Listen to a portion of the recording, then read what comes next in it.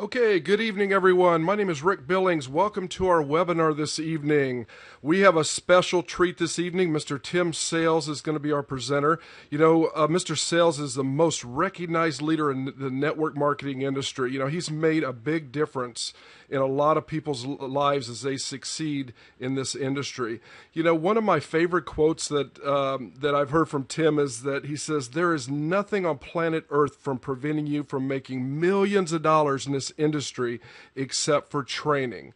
So I'm excited to introduce Tim this evening. Sit back, open your minds to receive the knowledge he'll be sharing with us. Tim, you can take it.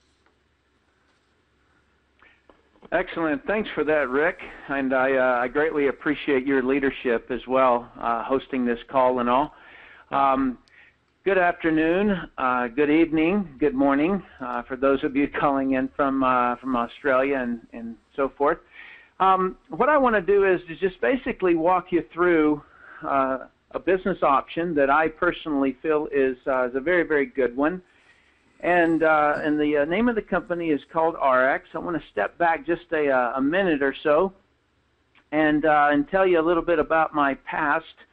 As you can see on the screen there, I had a really boring life in the U.S. Navy Underwater Bomb Squad team.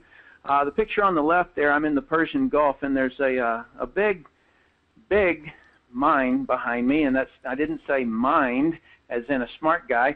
I'm talking about one of those things that can blow a ship out of the water. We're pulling that behind us, and it's several hundred yards behind us, just in case it blows up. We might be able to escape some of it. On the right there, I'm with my good buddy. His name is Gary, and if you look up in the background of that, there is that's a Navy ship. So I was stationed on board a Navy ship. It was the USS Missouri, and they would fly out a professor when you were on a cruise that lasted longer than 6 months. And the professor would come on board, and we could take night classes. And I was an eager person to learn, and so I took a night course, and it was on personal finance.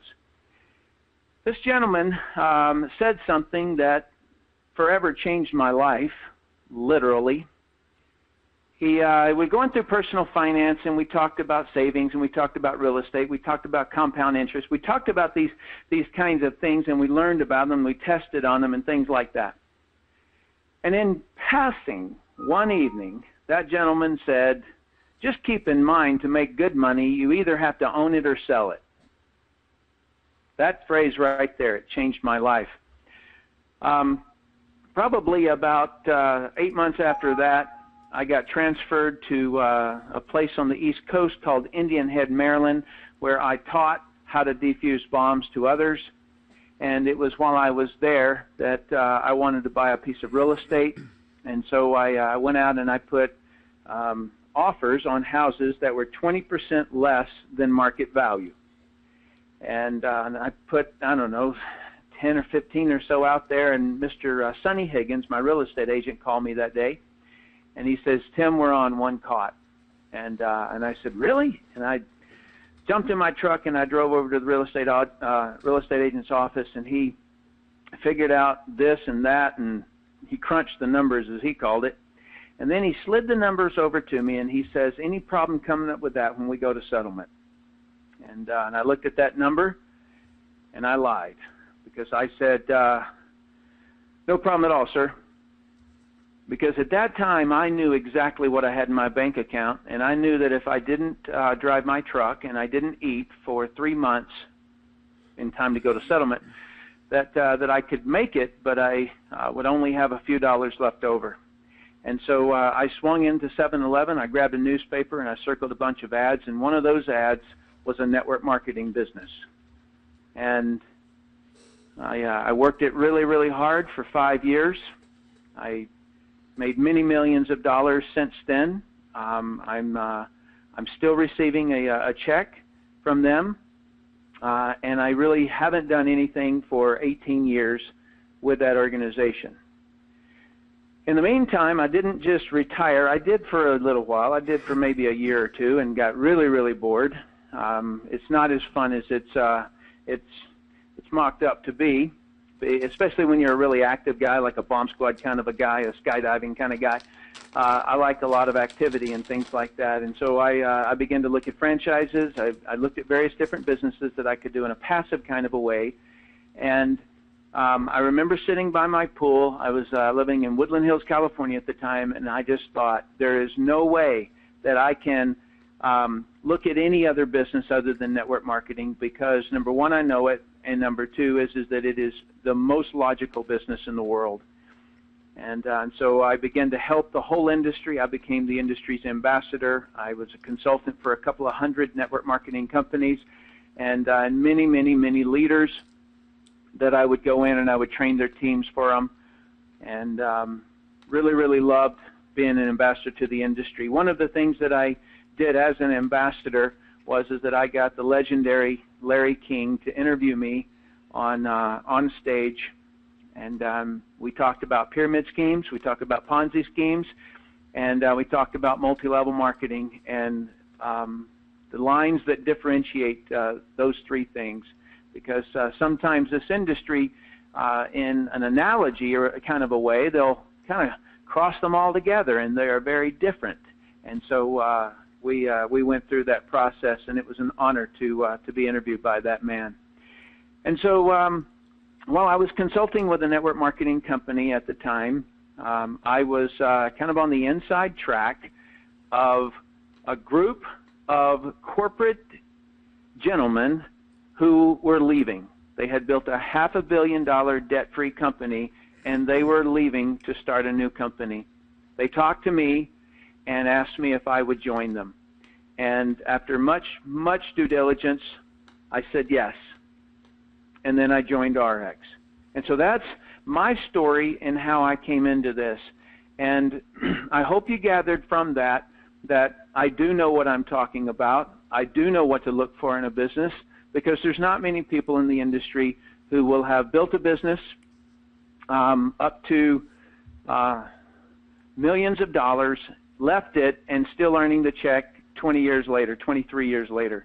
And so number one, I know how to pick a company. Number two, I know how to build. And so therefore, I hope that you can recognize the difference between a hype call and a knowledgeable call. And a lot of times I've been on the stages of companies, and I've heard the way that they present and stuff. And what I like to say is the truth is good enough for me. And I like to just deliver it to you in respect for your ability to evaluate a business. And that's what I really am going to do here, is I'm going to basically present it very truthfully, very factual, and hopefully you can see it the way that I do. Now, anytime that you look at a business, you have to always compare it to what other options that you have, right? It's called relative importance. And so you can't just say that's a good business, because you have to do relative to something else that is of an equal magnitude. And so under the concept of you either have to sell it or you have to own it. And that was that professor's statement to me. And so if you're going to sell it, you basically you can work for someone else under a commission only or a salary plus commission. You can get a real estate license and start selling. You can get an insurance license and start selling. And so that's really what your options are over there. Now, I will warn you what my experience has been over up in the work for someone else section. If you're really, really, really, really good, you would think that they would be very impressed with that and give you more and more finance. But my experience has been is that they will cut territories, they will reduce salary, and then reduce commissions, and they'll keep jockeying with those numbers, because what you can't ever do is make much more money than your manager, your vice president, or your president. And so you'll become frustrated at some point in time, and feel like that you want to go somewhere where you're wanted. And I've seen it many, many times. Many people have joined me in business because of that very fact. Over on the right-hand side of your screen there, under the Own It, your options are, if you want to become a professional, you can become a doctor, an accountant, an attorney, or something like that. And then basically you're getting a student loan, or if you have a rich grandparents or parents, then maybe you can do that on your own. But then you basically build a business around you. 100% of the business is dependent upon you, and when you go to try to sell it, there's oftentimes a lot of difficulty. You know, you've been, let's just say you're a dentist, and you've been working in people's mouths for many, many years, and they've become accustomed to you. They're comfortable with you. And so when you go to try to sell that business, there's going to be a drop. And so you can sell it, but oftentimes it's a difficult one. And you really can't take a break too often, because every time you do, you're not making any money while you take that break. The other kind of business is your typical traditional business where you go out and get a loan if you can, and that has become quite difficult if you haven't recognized that. And so then you go out and you learn the business, right? Just like everybody else has out there that have started their own business. And the difficulty that I have found there is that anybody who is really good in your business is actually your competitor, so to speak. And so there's a training element that comes in with, and one of the reasons that I like network marketing so well is because of the training element, where you're going to have 3 or 4, 5 levels of people who have a financial interest in your success. And that is to not be taken for granted. It really is not. I can't overemphasize that. Whatever it is that you do, when you have layers of people who have a genuine financial interest, then they can train you, they can teach you, they can hold your hands in the times that you need it, they can be there to kick you in the butt when you need it, and sometimes have a shoulder to cry on sometimes. And if you haven't figured this out, I'm not one of those people who just talk about how rosy everything is, because it wasn't rosy for me. I worked my guts out. What I'm going to tell you is that it's very, very worth it, though. The other kind of business is a franchise, and there you have the franchise fee, and normally that is very much a barrier that's very difficult to overcome. You know, from your small size ones, you know, Molly Maids, if you want to clean houses, $50,000, all the way up to 900, 100,000, million bucks or something like that for a McDonald's franchise or something. And there, what your benefit is that you do get the training, okay? Because the franchisor will help you, and they will train you in the business, and there's a proven model there. And so it's very good. What I dislike, and the reason that I never pulled the trigger back when I was sitting by my pool evaluating franchises, because I had plenty of money, I could have bought any of them, but the difficulty for me is that you are geographically limited.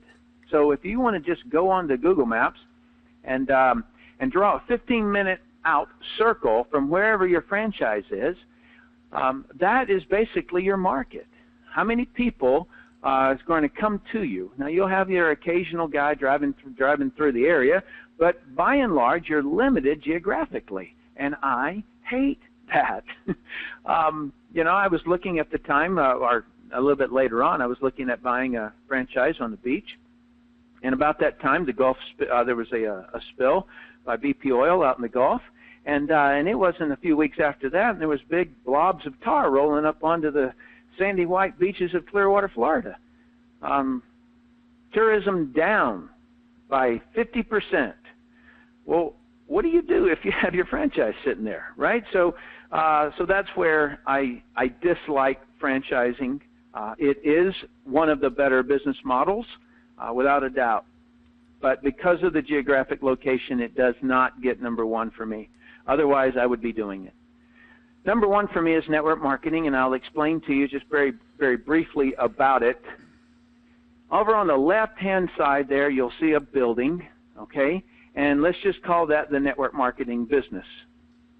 It is structured like every traditional business. You have your CEO, you have your president, you have your vice presidents, you have chief financial officers, you have your managers, you have your customer service, you have all of those things like a traditional business, all right?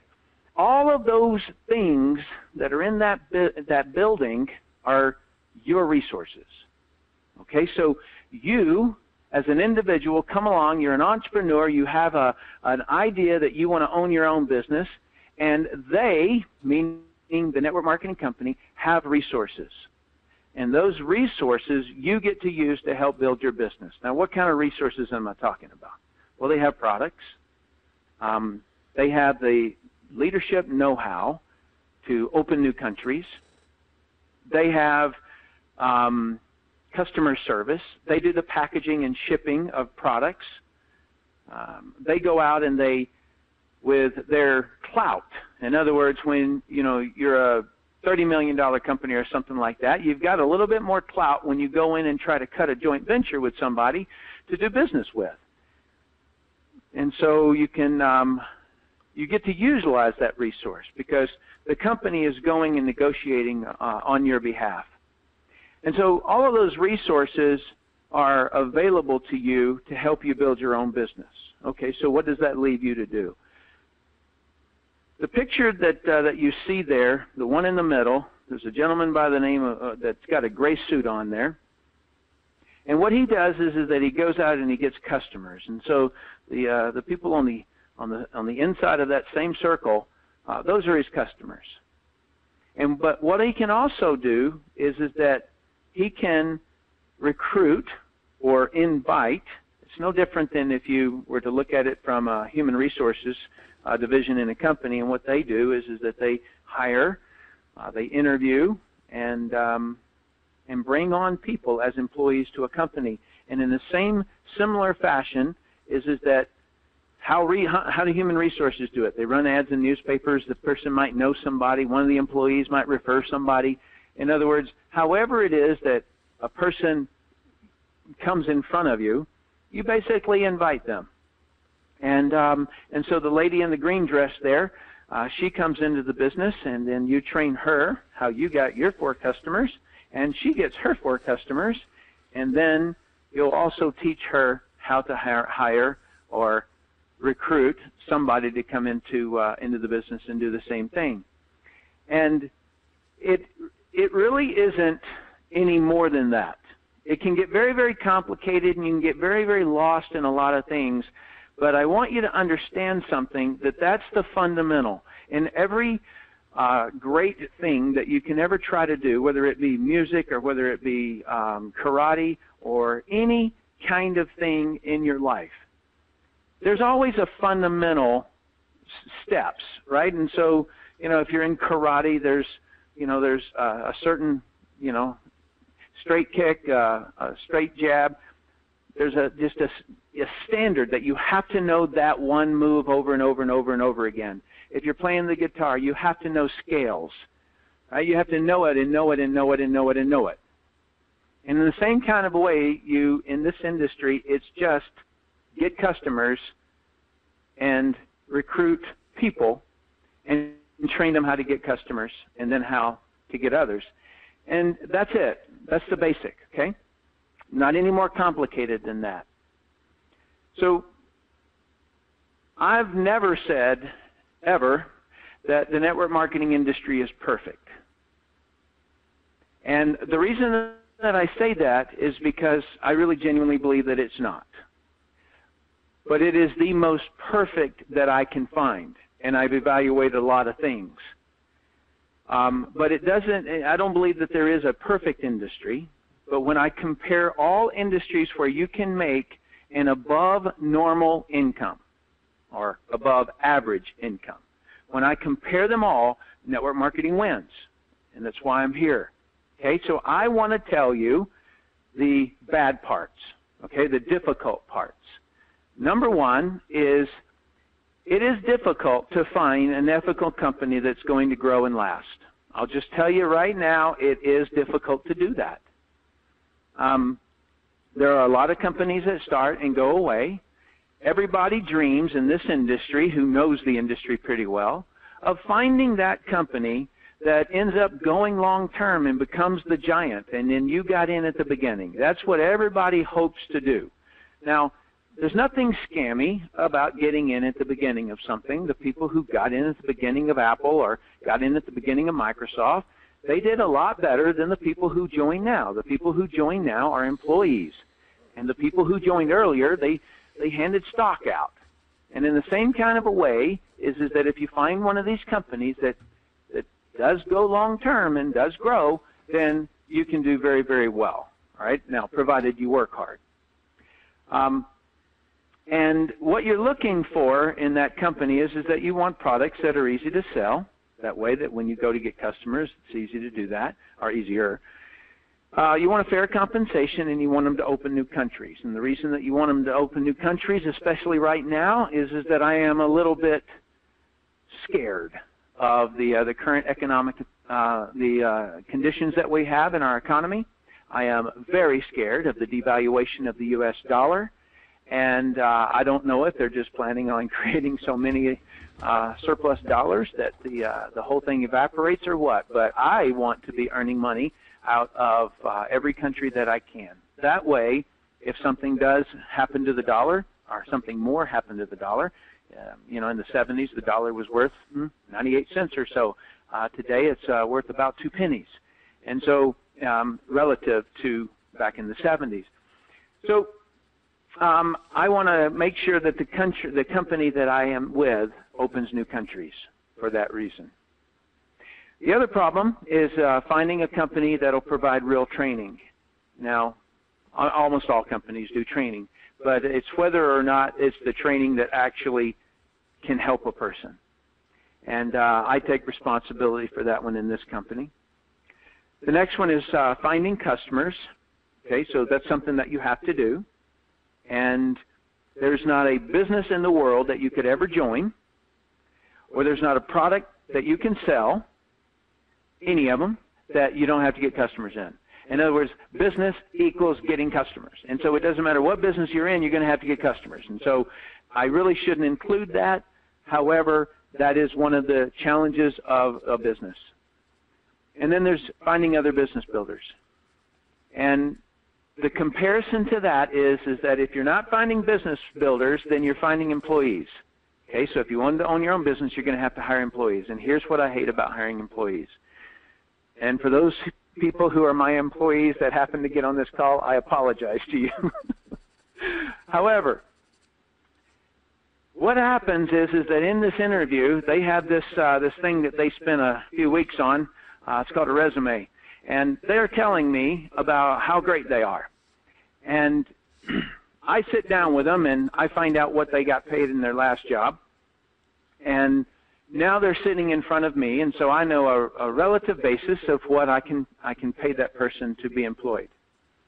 And then something that has driven every single employee of mine nuts when I ask them this is I say, do you want to work on a pure salary, or would you like commission plus salary? And right here is where I get to find out who they really are. Because I always offer them more commission than they could make as a salary. But if they're unwilling to go on commission, I almost always end the interview right there. And that's what I dislike about the employee mindset, is that as a business owner, you have to pay them while you are testing them. You have to find out whether or not you're going to make more money because of them, or you're going to lose money in that 2 to 3 months that you have to pay them. It might be $3,000 a month. It might be $5,000 a month that you're going to lose while you see whether or not they're going to produce or not. And I hate that. And so if you're going to have to get people, I would far rather get business builders than I would employees. Okay? And so that's how I basically come to the conclusion that there isn't anything better than network marketing. And that's not a hype thing to say. I just walked you through my entire thinking process there. And now let me get right down into the real core of this. Companies don't grow. People grow companies. If there is if there's something that you could put a star beside, it would be that phrase. It is something that is innate in Tim Sales. It's something that when I look at a scenario, whether it's a guy defusing a bomb, whether it is a guy planting a bomb, whatever it is, I never look at the thing sitting there. I look at the person who put it there. And that's why I make that statement. Companies don't grow, people grow companies. These people right here that are on your screen, They are the people that I followed into this company. The gentleman on the upper left-hand side is Dr. Fred Cooper. He's a genius. I don't say that lightly. He is literally a genius. The gentleman to the right of him is Mark Wilson. He is the heart. The man has spent many, many years in the field. He knows people. He cares about people. I've seen that man in behind doors cry because of what he saw in the field at his other company. And so he is the heart. He loves the distributors. He'll do anything in the world for them. That gal over on the right-hand side, her name is Deanna Latson. She's the Chief Product Officer. And I take great pride that I was the gentleman who found her and begged her to come to this company. And the reason being is that there aren't many people who have a unwavering passion. And what I mean by unwavering is that they will not sacrifice quality ever. And Tim Sales needs that to lead the charge. I have to know what I'm fighting for is worth fighting for. And I know with Deanna creating my products, I know I'll never apologize for a product. She will not bend, and I know it. And so she has the utmost integrity around products. And so I like her being there. The gentleman on the lower left is Riley Timmer. Somehow that guy has opened 10 countries for us inside of a year. All right? He's a stud, is all I got to say. That's impossible. Nobody does that. And he's been able to do it. He knows logistics better than anyone. He knows the countries better than anyone in this industry. And it's an honor to have him. That skinny guy over on the right-hand side that you can just barely see other than the smile on his face is Jeff Yates. He is our Chief Financial Officer. He is a genius of an accountant. He has run, I think, 13 different publicly traded companies. And for a startup company to have that guy right there is unheard of in this industry. And so we have a Chief Financial Officer. And so when I tell you that companies don't build, people build companies, you're looking right there at who your resources are. So if you want to build your own business and utilize the resources of some other people, you're looking at them right there, okay? And that's the way that I evaluate it, because I know these guys have my back. I know they're opening countries. I know they're supporting the field. I know that every single thing is getting done back at the home office because they know how to do it. And so the company is technically a year old. But it's not a startup company because none of them are startup people. Normally when somebody starts a business in this industry or almost any industry, what you go in there and find is that everybody has the same last name or in-laws of one another. In other words, the dreamer basically hired his family. And that's not what it happens here. Is that these people are specialists in their fields and they're the best at it. And so it's the A team that's building this thing. Speaking of, and by the way, our first year we ended off at 30 million, and I'll just tell you straight up, nobody does that. That's ridiculous growth. What you're looking at right there is the other side of the leadership equation. It is an honor to have every single one of those people right there on board. Now, these just happen to be people that I had quick access this afternoon to pictures of them. All right. There's a lot of other leaders, but this is also the A team. Duke Tupton up in the left-hand corner. Steve Schwartz, he lives down the street from me. He's a workout partner of mine and a great friend. Tony and Marcia Hughes, incredible leadership. They are the kings of the events that we do. Stefan Page there, he's the marketing guru on the internet.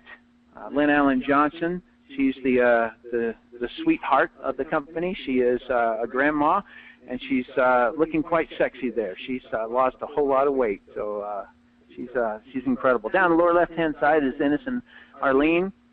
They live also up in Park City. And, of course, you got Rick Billings, the gentleman who introduced me, Donna Detweiler below her and him in California. None other than Robert G. Allen, and he's a well-known author. He's quite an influencer out there in the business world. Marlisa Hertz, the pretty lady there, she's a doctor, and she was instrumental in one of our clinical trials on our weight loss products. And she is probably the best I have ever heard at explaining and training products. She doesn't know it. She doesn't know she's that great. She's just one of those really honest people, but she is so educated in it, and she is so current in it that when she communicates, and she also has a story that if it doesn't make you cry, you've gone cold. Because, you know, like she went through a lot and then decided to go and get her PhD so that she could fix what had gone wrong, and she did. And so Dr. Ray Strand is on the right-hand side. He has run a family practice for over 30 years. He's that guy that is the old-time doctor that you always ask advice of, and he's also very current in his information, and so it's an honor to have him. So right there, I want you to look at that group of people, because every single one of them are on your team. And the reason that I say that is that if you get on any training calls, if you happen to attend any events so that you can learn more things, you're going to be hearing from these people. Okay, now normally in a traditional business, you can't get anybody that's really good at it to train you. And these guys do it all the time. And so that is a resource for you. I want to talk to you now about products and how we're coming out with products. If you'll look at this slide that I have in front of you, this is a typical mall, and this is very successful in business. And I want to tell you why it's successful. If you'll look at those black squares on the right-hand side, or rectangles, I guess, technically. Those are called the anchor tenants of any mall. And they are the ones that pay the majority of the real estate, and they are the ones that people come to, and they're the draw, if you will, for the customers. And while they go from Saks Fifth Avenue over to Nordstrom's, or from Nordstrom's to Saks Fifth Avenue, they walk past all of these other boutique shops. And so that's the way that you get in and you see those other places in the store. Okay, so you get the idea of the way that it's kind of set up. In my history in this industry, I have witnessed that you never saturate a product in this industry. You only saturate the name of the company. And so I talked to the company in the beginning stages, and I told them my idea, and that I made a recommendation that what we ought to do is that we ought to grow by brands. And what that means is that just like Yum Yum Brands owns many, many different restaurants, and Pepsi-Cola owns many, many different brands of drinks, restaurants, and things like that, that in the same kind of a way that ARIIX would have in essence, the identity of the mall, meaning it has all these brands on the inside of it. And so if you'll look at this next image here, that our anchor tenants in this industry, the two anchor tenants that you have to have are nutrition and skincare. And the reason being is because people use them every day. And so that's the reason why you want to have those two things. And not just Me Too products, they have to be extraordinary. And I have seen what's coming in our skincare line, and it will be extraordinary, I promise you. And the nutrition line is that now. One of the key points, well, I'll get to that in just a second. Okay, so once you have the anchor tenants, then you can have things like weight management. You can have things like Healthy Baby Academy. You can have things like water filtration. And these are more boutique, but you can build a gigantic business off of these boutiques. Okay, so nobody ever said that, you know, California Pizza Kitchen isn't a big business, right? So you can build a big business. I do not mean to imply anything other than that. All right. So so we have right now three divisions really, brands that I feel as though that are extremely powerful, and I want to show those to you. The first one is our NutriFry brand. It is there's actually going to be three of them here. The NutriFry brand, what makes it really, really unique, and you'd have to know a little bit about genetically modified organisms in order to really see the whole value. If you don't know what a genetically modified organism is, I recommend that you look it up. You can just Google GMO. And what it means is that there's a company called Monsanto. There's others now, but they were the ones that pioneered it. And they basically inject a bacteria into the DNA of a plant.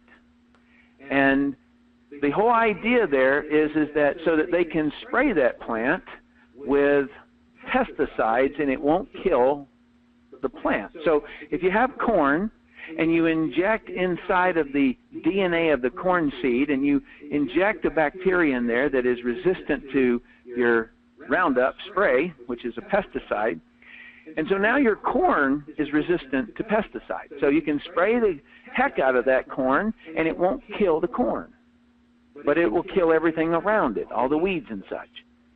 And so that was the theory. And now the genetically modified organisms represent about 70% of all the foods that are out there on the counters or on the shelves for us.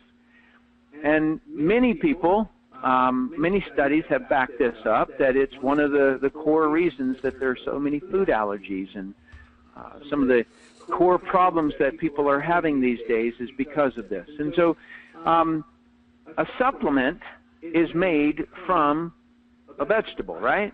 And so if it was made with a genetically modified organism plant, then you're going to have high concentrations of GMO in your supplements. And so this is, we're one of the very few brands. In fact, if you go to Whole Foods or anything like that, they all got GMOs in them. And so I was very, very proud of Deanna for making this right.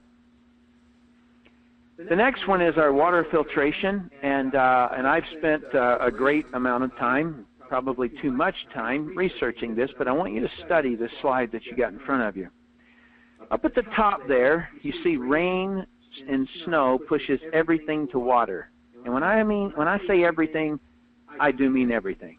All right, so on the left-hand side, all products that go to consumer's house. And so when you go to the grocery store and you fill up your basket, I want you to look at it. And I want you to look at it really, really hard and say, every single thing that I've got in this basket is going to end up in my drinking water. And then when you go up to the checkout counter and you see all of the other carts up there, I want you to look at every single person with a cart and say, every one of their things is going to end up in my drinking water. Look at the next one, workplace products. If you go to a workplace, all the upholstery, the chairs, the desks, the paper, every single thing in there is going to ultimately end up in water. Your medical facilities and public spaces, so your airports, everything that you see people throwing away, all the hazardous waste material that comes out of a hospital, everything. Okay, you get the idea? I don't want to gross you out, but I just want you to understand everything. The next one is agriculture, and so if whatever they feed those guys, that stuff exits, right? And so that exit is going to hit the ground. It's either going to wash into a stream or it's going to penetrate down and go into the aquifers, which is the underground water. And everything that from fertilizers to the pesticides, whatever they inject into those things, the hormones or whatever it is. And then industry itself, okay? So I've ignored the industry for a second, but I want you to recognize that if they're making energy and they're burning stuff, coal, then everything that's in the pipe that runs up into the air or they wash it out. Like there's a big dumping that went on in Pennsylvania where they were basically cooling the nuclear plant with water straight out of the river. And once they wash it up in there to cool everything and clean it all out, that water just washes right back out. And it was extremely radioactive. And there were 12 municipal water supply systems that ran down that river all the way into Philadelphia and then on into the Chesapeake Bay. And so 12 different water supply companies basically were sucking that nuclear waste up and delivering it to all the homes out there. And so they also, they also dump it onto soil.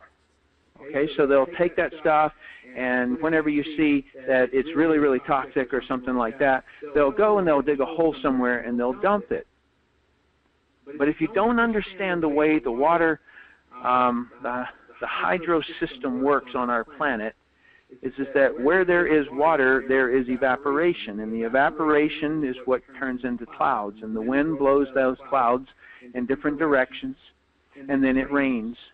And that rain pushes things that are, basically on the ground or in the ground down deeper in the ground, or it washes over the top of it and washes into a river stream. And so there isn't anything that doesn't end up in water somehow. And then, of course, every time you see big fog, or not fog, but smog, and then it rains, and the air smells great again.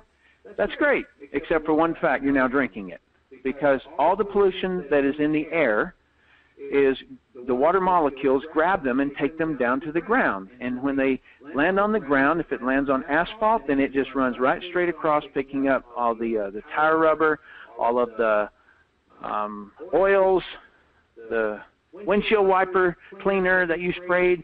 Every single thing ends up running into a drain, running into a ditch, running into a stream, that runs into a river, that runs into a reservoir, that gets sucked up. Now, immediately you're going to think, but Tim, wait a minute.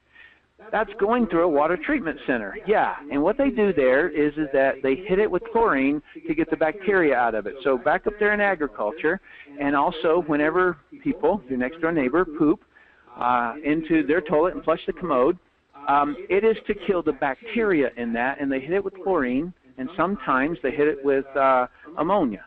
And so it's chemically treated. Now we've got that chemical running into there. If I haven't disgusted you already, then you haven't been listening closely. Yes, this is a sad, sad state of affairs.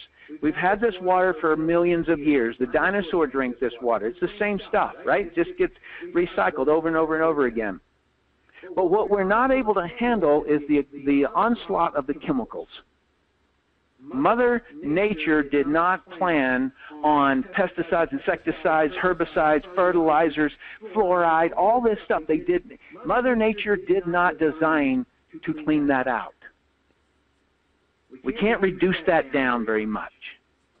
And so we've got very contaminated water, is what I'm trying to tell you. All right? And so if you look at this slide that's in front of you, everything that I just said are in those words right there. And so you may think, well, I'm going to drink bottled water, but I assure you, all water comes from the same place, okay?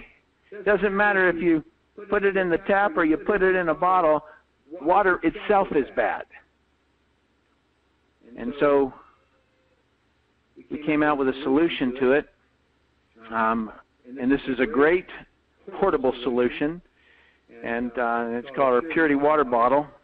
And if you'll look at the slide on the part on the right-hand side, and you'll see the black bottle there, and I've got an image of the filter and the way that filter works. And so it doesn't matter if you go to a restaurant, it doesn't matter if you pour bottled water into it, and if you are in an emergency and you have to drink bottled water, you're far better by pouring it into this thing, because the bottle itself is toxic. It has phthalates, and I don't want to go into the specifics of it, but it can cause weight gain, it can cause fertility issues, it can cause a lot of things, and it does cause it. It's not just that it can, it does. So you're best to never, ever drink bottled water again. But in that tap water glass there, you can see all of the things that are typically in water. You pour that into to our water bottle, the black water bottle, and then it basically, there's a straw that's in there, and it pulls it up through those filters, and it cleans it out by 99.9999. Okay? Substantial cleaning there. Right? So I didn't just do a little research on this. I did a lot of research on this, and it's the best filter that is portable that anyone has by far. The next one is the Slenderize brand of products, and this is kind of like like a double pack right there that you're looking at, and so you're not blurry vision. There's just a double pack, and what it is, that's the entire system for our Slenderize brand, which is our weight loss. And so I want to just talk to you real quick about that. I want to try to prevent you from going after any kind of gimmicky diets. And the reason that I do is look at the pie chart there, and I want you to look at the left-hand top side. Okay, so I'm going to give you the fundamentals. This is it. How much you eat matters. Okay, so if you do not control your calorie intake, it doesn't matter what diet you're on. You got that? So if you burn 2,000 calories in a day, and that would be for men mostly, if you burn 2,000 calories a day, but you eat 3,000 calories a day, it doesn't matter what you eat. Okay, you're going to gain weight. Doesn't matter what you sprinkle over the top of your food, you're still going to gain weight. It doesn't matter what you do. You get that?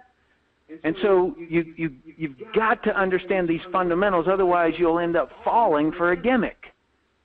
And so number one is how much you eat matters.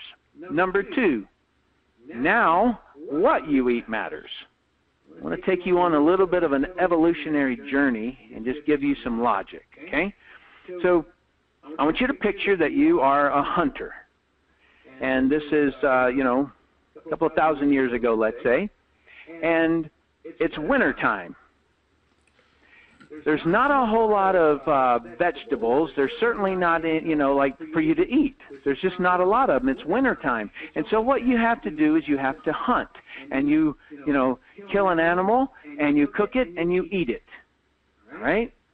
And so then when spring breaks, and everything starts to melt, vegetables start to grow, and you get to eat vegetables, in other words, carbohydrates. That's the body's indication right there. Bam, a carbohydrate coming into the body tells the body times are good. Times are good. Let's store that. Okay? So when a carbohydrate comes into the body says, good, let's burn just carbohydrates. Times are good. And then if there's any excess, let's store it, because winter's coming. That's what our bodies are taught to do. All right. So the fall happens, vegetables cut off. You're now on primarily a protein somewhat diet. You can still scrub around. You can get nuts and seeds, and you can do different things like that. But by and large, the heavy carbohydrates, anything sweet, fruits, things like that, they're gone. And so the body says times are lean, burn fat. Burn what we stored back in the summertime. Okay? That is the way, by and large, our bodies are created. And once you get that in your mind, you can think with it, and you can understand why you might have gained more weight than you wanted to. Your body is doing what it is designed to do. When times are good and you have an excess of sugar or sweet-tasting things, the body says, oh, times are good, just burn that. And you just burn carbohydrates so you don't ever tap into your fat storages. Right? So that's what I mean when I say what you eat matters. Because if you burn 2,000 calories in a day and you eat 2,000 calories of carbohydrates, meaning Oreo cookies, let's say, then you're going to store a lot of those as fat, because the body's saying times are good. Store it up for times that are bad. Right? I'm not saying to go on a nothing but a protein diet. That's not what I'm saying at all. I am saying that if you eat an excess of carbohydrates, your body, when you have carbohydrates available to you, your body will burn those instead of fat. So if you want to lose, you have to make sure that you're under your caloric burning. And then in the second pie chart, you have to make sure that you are leaner, not totally out of, but leaner on carbohydrates. And then the last one down there is how much you burn. So if normally your body burns 2,000 calories, women it might be 1,800. If that's what your body burns and you want to exercise, and you go out and you do exercise, then while you're exercising and a little bit of time after that, your metabolism has sped up. Okay? That would be the akin to you trying to chase a rabbit down, or you trying to chase a deer down, or something like that, where you're exercising and the body says, you know what, you might be giving us something to eat here, so let's burn some extra here. Okay, so you are, when you're exercising, you're burning more calories. When you do resistance training, such as swimming could be a resistance types of training, when you're lifting weights, when you're doing calisthenics, when you're doing yoga, you're doing resistance kind of training. That builds extra muscle. When you build extra muscle, you are, in essence, getting more calories that you can burn in a day. In other words, you're burning more calories a day. And so if you, let's just say that you were able to gain enough muscle mass, and I'm not talking about some steroid boy, I'm talking about you increase your lean muscle mass through yoga, let's say. And because of that lean mass that you gained, what you got was you got an extra ability to burn fat. So maybe you gained an extra 200 calories a day. So instead of burning 2,000 calories, you're now burning 2,200 a day. Every day now. And so, and if you're still eating 2,000 calories a day, then you're going to be going into a deficit of 200 calories a day. And so where's the deficit come from? The deficit is going to come from your fat. And so what got stored over there is fat, and your body needs some extra. Okay. So what I just showed you are what I call the fat-burning pillars. There's not a doctor in the world that doesn't understand every single one of those. There's not a personal trainer in the world that doesn't understand all those. Those are the things that work, period. Don't fall for any gimmicky diets.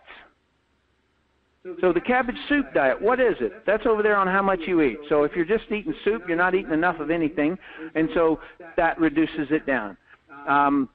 Whatever diet you ever want to look at, you're basically looking at one of those pillars. All right?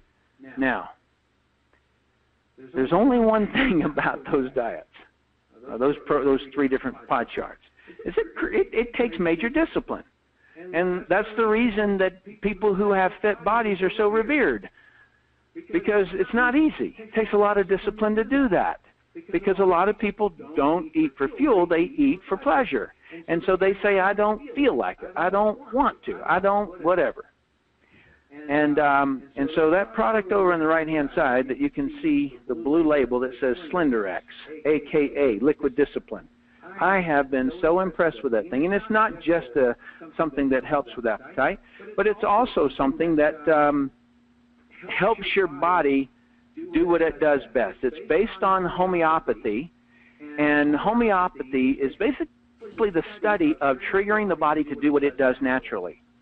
Now, Dr. Marlisa Hertz did a clinical trial on this, and you would think that on the diet that is recommended that you follow, that you would have just lost weight on that alone. And you did. But if you want a 3x result, in other words, you lose 3 times more, then add that SlenderX, the Accelerate, and a couple other products that I'll show you in just a second. And it 3x'd them. This is in a clinical trial. This is not hocus pocus. This is not us saying so. It's a documented trial. All right? It's tremendous. So back there when I told you as an entrepreneur what you're looking for are products that are easy to sell. And this one's easy to sell. And so is the Purity water bottle. Okay? All right. One of the future brands, this is one that my wife and I are working on. It's called Healthy Baby Academy. And it's just basically to teach mothers and families how to have healthy babies. When my wife and I got pregnant, we wanted to know what it takes to have a healthy baby, and we were stunned at that we could very easily cause birth defects. We could very easily cause difficulty in learning as a young kid. We could cause allergies. We could cause a lot of things by what we did during pregnancy, before pregnancy, during birth, and then immediately afterwards. And so we documented all that stuff, and we're going to put it into a whole training program for people, and then provide the products and solutions that we discovered, as well as a lot of other ones. And so that's a future brand coming up. I want to shift over to something else real quick here, and that is the compensation. I'm going to switch over and let you look at. I'm just going to do a quick sketch here. So I've found it easiest to describe this by drawing something. Rick, if you can just send me a message on Skype and let me know that you can see this. All right? Okay, beautiful. Okay, I'm going to be talking about a word here in just a minute, and it's going to be called volume. But the first thing I want to do is I want to make sure that you understand what volume means. And so what you're looking at is just a circle, but it'll mean something in just a second. All right. So volume in this business represents products moving. And there's three different ways that products can move. You can find customers and you can sell the products at retail. Okay? You can also consume the products yourself. Whoops. You can consume the products. And then you can also, when somebody is going to join the business and they want to try products, kind of like exploring the business kind of a thing, those are, let's just call them packs. And so they're going to try products. So all three of those represent what is, I will use the term volume later. You just got to remember. Now, what's volume? Volume is all of the customers that I get and how much products that they buy from me.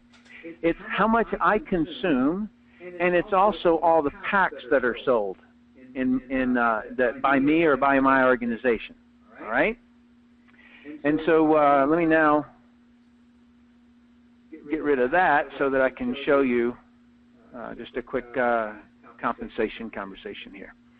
Okay, so this person right here is you, most important person in the world to us. And what you're going to do is that you go out and these are C's, okay? We're going to call these customers.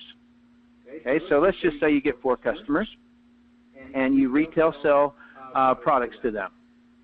And then you bring somebody into the business, and that person is also going to get some C's. You're going to teach them how to do that. And then that person is going to bring people in and so forth. Okay? And then you do one over here. So you personally are only going to do this person and this person. Okay? So this is, let's just call it a binary. Bi meaning 2. And so you bring 2 people into the business, and then you help them bring other people in the business. That's basically the way this thing works. And as you build, and remember, the volume word, every single one of these are people, and every one of these people have 3 different ways to move the volume word, right?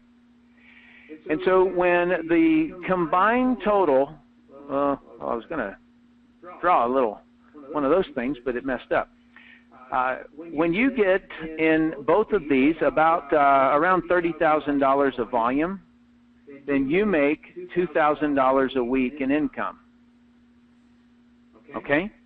So when your volume out of both sides equals about 30,000, then you're making 2,000 a week. Now, when it's 1,000, you're still making a check. When it's 10,000, you're still making a check. I just wanted to show you that where when you optimize that, when you get it as good as you can get it, it's just around $30,000 or so, and you make $2,000 a week. Okay, so then what do? You can retire if you want. But another thing that you can do, let me just grab another color here. If you wanted to come out and, hey, that was supposed to be red. and you want to do that again, you can. Okay? And so you do it again, and you make $2,000 a week there. Now, if you by chance wanted to, you could take this right here.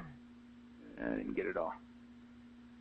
You can take this right here and you can put it wherever you want. If you wanted to put that over here, you could. If you wanted to put it right here, you could.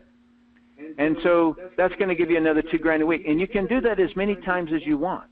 $2,000 a week, $2,000 a week, $4,000 a week, $6,000 a week, $8,000 a week, $10,000 a week. It's up to you how many times you want to build that. And you can build it like that, or you can just continue building under it.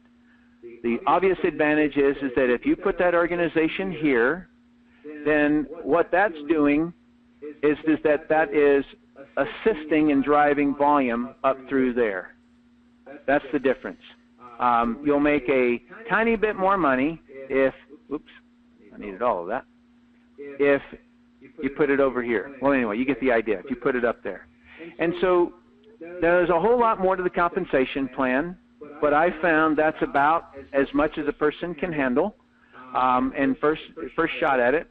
You don't need to know all the details. What you really need to know is that part right there, is that you retail products, you consume products, and you bring people in on kits where they can try the products, because they have to try them.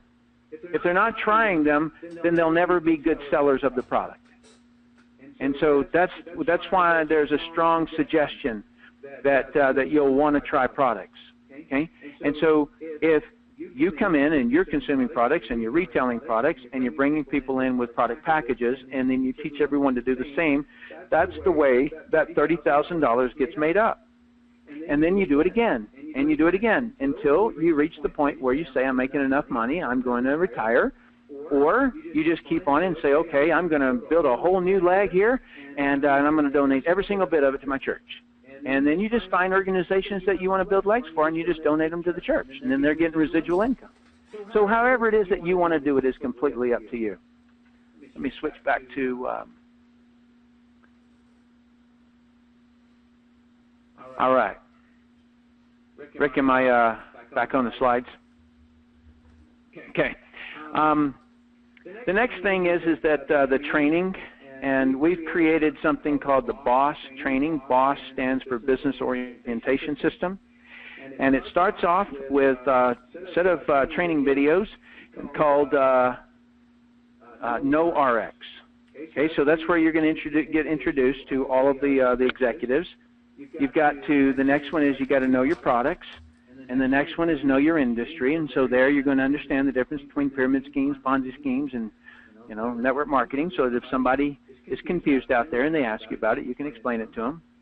You then know how to invite. Inviting would have to do with how do you structure the conversation so that it's professional, it's respectful. You're not looking at the person as a target. You're looking at that person as a human being that has a goal, and so it is a professional way to invite somebody. And then know how to present, know how to generate leads, and then know marketing campaigns. And so basically that right there is the training for you, and then later we will have in there know how to train. Right now, the how to train is just have everybody go through there, through all the training modules. There's little test questions after each one of them for you to test your knowledge, and this is where the person who brings you into the business gets to also check and see how you doing with that. Did everything make sense there, and things like that. Other than that, we also have events like I would recommend anybody on the call make sure that you come out to Vegas this next weekend. We're going to be out there doing training on how to generate leads, and it's coming from a lot of different directions, everything from Facebook leads to offline campaigns, meaning like door hangers and things like that. So you'll learn how to generate leads if you come out this weekend to Vegas. And so then, so when you really summarize everything, you're looking at that you build your own business. How I started this. You build your own business, but you utilize the resources of the company. And that those resources are, number one, management experience. Number two is the leadership and country expansion. Number 3 is the product and divisions. I didn't mention this during there, but you can completely go out and build purity. That's what you're building. That's the identity. And that's why you can go to purity.com. That's why you can go to slenderize.com. And these are divisions that are by themselves, if you will. And so if, let's just say a mother wants to build Healthy Baby Academy, she's under the identity of Healthy Baby Academy. All right? It's a own subsidiary of ARIIX, right? And so that way that we never saturate the name ARIIX. We just build by divisions, okay? And then the 4th one there is a strong worldwide compensation plan. That means that if somebody under you somewhere brings in someone international, they can completely be building in that country, and you're drawing resources from that or income from it. And then the last one is real training. And so I want to give you a couple of options here.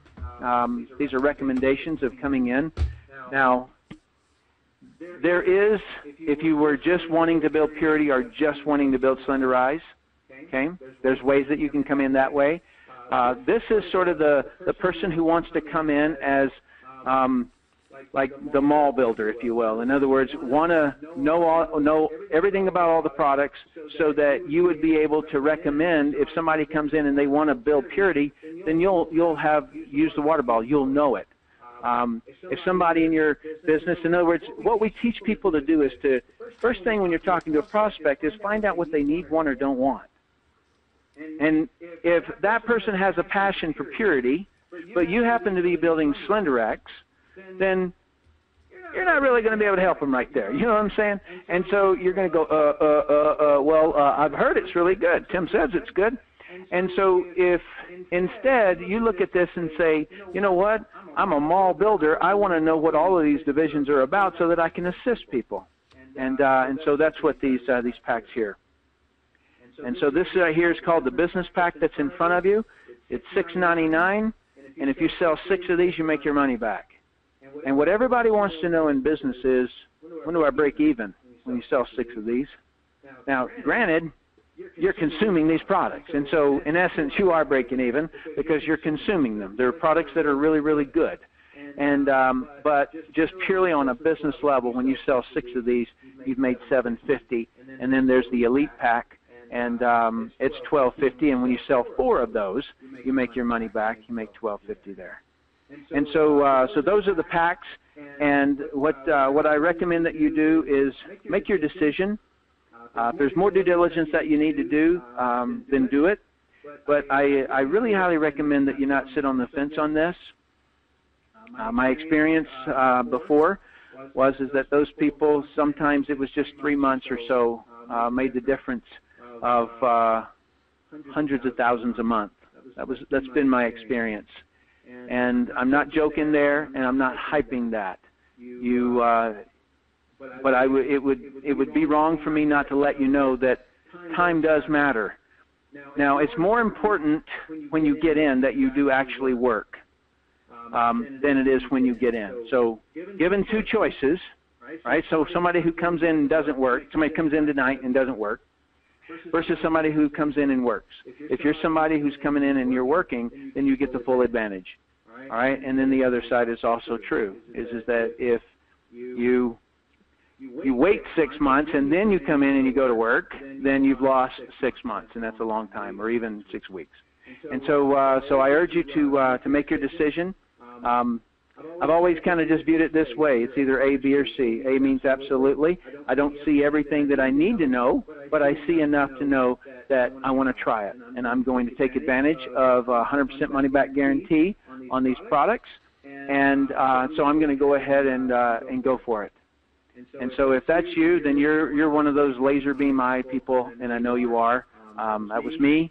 When I saw it, I was like, geez, I'm in. And I'm not just talking about this. Whatever it is that I've ever evaluated in my life, I don't wait long. I immediately make a decision and I move on it. A B means I want to use your products first. And a C is no thanks, see you later. And do you know what? The person who invited you on this call, your relationship with that person is more important to me than anything else. And so feel good about your decision. Thank the person who invited you on the call because they really, really had your best interest at heart there.